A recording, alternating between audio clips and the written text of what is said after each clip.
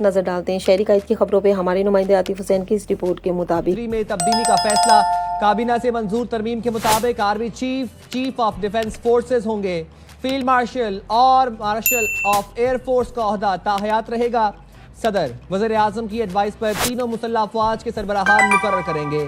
مسودے کے مطابق صدر چیف آف آرمی سٹاف کو بیک وقت چیف آف ڈیفنس فورسز کے طور پر بھی مقرر کریں گے.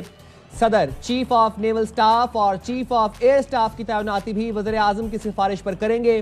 Chairman joint chiefs of staff committee کا عہدہ 27 نومبر 2025 سے ختم کر دیا جائے گا. چیف آف ڈیفنس فورسز کی سفارش پر وزیر اعظم نیشنل اسٹریٹجک کمانڈ کے کمانڈر کی تعیناتی کریں گے. وفاقی حکومت کو اختیار ہوگا کسی افسر کو field marshal, marshal of the air force یا ایڈمرل آف دا فلیٹ کے عہدے پر ترقی دے. Field marshal, marshal of the air force اور ایڈمرل آف دا فلیٹ کو تاحیات وردی اور مراعات حاصل ہوں گی. اعلیٰ عہدے رکھنے والے افسر قومی ہیروز قرار دیے جائیں گے. آرٹیکل 47 کے تحت ہٹائے جا سکیں گے.